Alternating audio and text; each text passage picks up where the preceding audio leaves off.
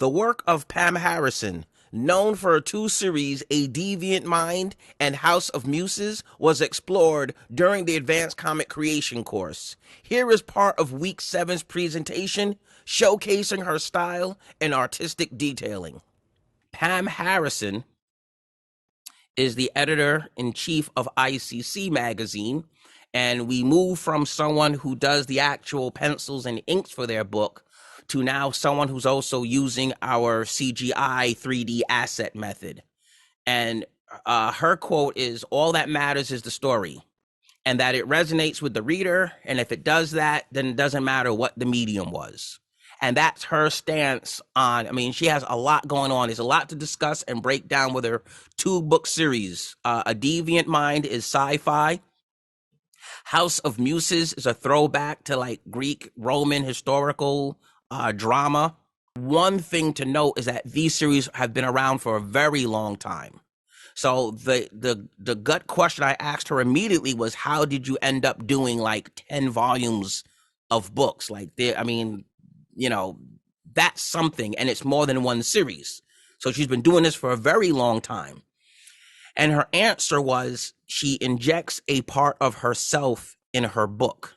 And remember, we discussed that in like week 4 or 5, is that one of the secrets to getting your work done is to inject enough of yourself that you care about its completion for yourself, which is different than going to a job and finishing your day and getting a paycheck every week or a couple of weeks.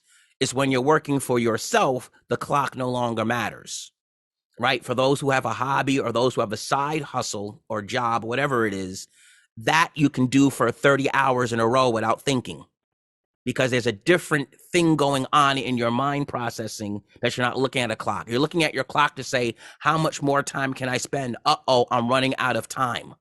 But when you're working for someone else, you tend to think, oh my God, this day is dragging. How much more time do I have before I can get out of here and get my freedom? But she's done several works. But let's take a look. Let's take a little bit of a dive at some of her stuff. I think we'll look at her sci-fi stuff first. Let's look at her sci-fi stuff. So because of its sci-fi nature, obviously we're going to get a different font used. You could tell the title. This is almost avant-garde type lettering. You know, you can see the sci-fi edge in it. It's laid out like an actual book. So we're already getting that book feel to it, that it does have a sense. I mean, this is very weighty, right? This feels very weighty to put this in there. And we see some familiar territory. Familiar territory of the 3D reference. Give me one more notch. Word balloon placement leading you around the page. Very dense work. So this should be familiar to us. This, you know, you can see the overlay effect. You're getting an idea of the motif, the full page. It's just a very clean style that was used here. And we're going to contrast this with her other series. So just remember some of these notes, that this is very traditional comic. Again, she's deleted, actually, taken out the containing box for the text. Where she doesn't need it, she deletes it. And she will reverse the white on black to black on white if it's needed based on the image itself. And also, if you notice closely, she's sunk, I've used this technique myself, she's sunk some of the image behind this by using an opacity so that some of the image shines through. It's very subtle, but if you look closely here, zooming in is always a bad idea. But, you know, you can see here that we've got this little bit of opacity being used here. We can see through it. That's not really done often. But she's doing it just enough to make it readable. And that's her following the rules of legible. If it's too hard to read, you can see the difference. She's doing it per image. This is obviously a darker tint than this one, because this needed to pop heavier among the background. But that's basically what I talked about, putting your hand on everything. As simple as this may be, you can still see a lot of subtle things going on with the art direction. Very subtle things going on. Very nice work. Now that she doesn't need the background, she deletes it completely and doesn't need this to frame her text. So she's making a conscious decision of when it's needed and when it's not. And again, this is a very traditional layout. This is trying to look this isn't trying to shock you too hard into something new and different and hard to follow. This is very traditional. You can see the panels. They're sitting above the characters. Who speaks is on the left. She's following basically all of the rules. And it's a very text heavy book because it's drama. Like, this is the meat of the book. This here is the meat. Who is saying what to who? Political factions, romances, intrigue. That's what this book is. It's pretty challenging to choose to do a book that is really going to try to give you all of these moments and then hit you with a little impact here. And that was it. And now back to the repercussions that resonate throughout the book. So you can see that this was one of the versions of her work where it's very traditional. I'm trying to give you that comic book literary feel to it. That's one way that it's gone. Now, if you take a look at her later work, I don't say later because let's take a look at this one.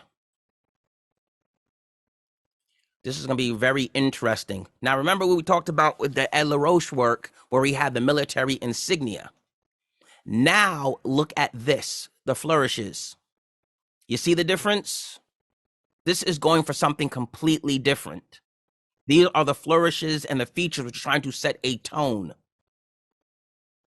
This is trying to set a tone, and it's got nothing to do with the art. You notice this. This has nothing to do with the art or the graphics or the costumes or any of that. This is all the extra flourishings in the book, which is part of the style and tone of it. And again, it's the table of contents, but still.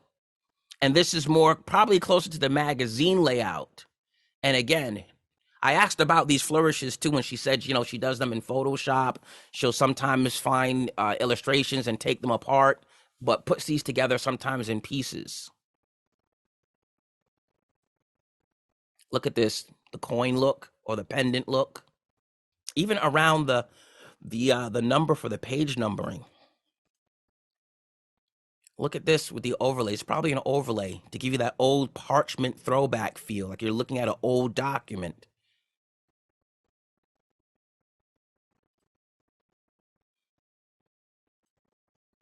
Look at this. This is just too much. This is how you do it. Look at this inside the border, right? We've been talking about what this does to a work. Look at it being done here.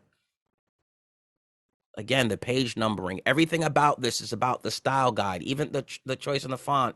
Yeah, very Art Nouveau style. Someone said that. Yeah. Yeah. And it's like it's tapping. Oh, we're gonna talk about this too. Even the text now is on a scroll. This is hilarious. I did this for Killer Butterfly. I'll probably show you if we can get to it at the end.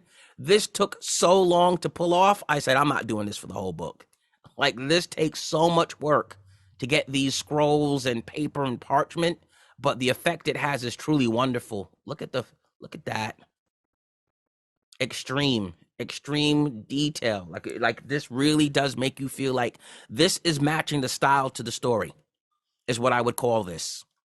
Is where you pick a style thought overall. Again, it's not related to the art because this could have been probably done with any graphic touch, but it's the flourishes around the book that we really don't talk about a lot, which does give you a feel. This gives you a different feel than the sci-fi book. And it's kind of why I want to show both of her series, because you're looking at the juxtaposition of one style versus another, where now it's that artistic attention to detail where we say touch everything. If you're going to do word balloons, put your hands on them. You're the artist, put your hands on them. You're going to play with some fonts, put your hands on them and edit your fonts. Play with it. Put your hands on everything. If you're day one, then you know what? Presets will work. Default is usually the way to go because you're just beginning. Just get it done. Get the experience under your belt. Your first book doesn't have to be great. Just get the first book done. Learn. Once your book is done, come back, do the second one better. Then do your third book better. That's the growth of an artist, not being afraid out the gate. Let's go back to that font. right? We sort of understand that this is someone who's putting their hands on everything. This is also very difficult due to put the circular lettering. But all of this, sitting the lettering right in between all of these symbols, this is honestly master level work. And again, we're not talking about whether we like the story. We're not talking about it, reading it. We're not doing any of that. We're just analyzing the style of the book and looking at the flourishes that are in the book, the layout, the extra little touches that a reader's probably not even going to notice. A reader is just going to scrub through this, right? We've gone to storytelling. You could tell this must be storytelling. We're using found images. The lore is being built here. We're having our flashback as we're telling a story. It's reading a little bit like poetry. But I think we understand that there's a lot of room to do more than just render our images and assemble a book. We can think about the book as an entire delivery medium where every aspect of the book must be touched, can be touched. Put my hand on everything. That's wonderful work there. Wonderful work. And as she said, it doesn't really matter how you get there as long as you're there and it resonates. It has to resonate, and that's her whole point of that. It should really resonate. So that's Pam Harrison. I'll also, like I said, you'll find her links and information in the course guide for the week.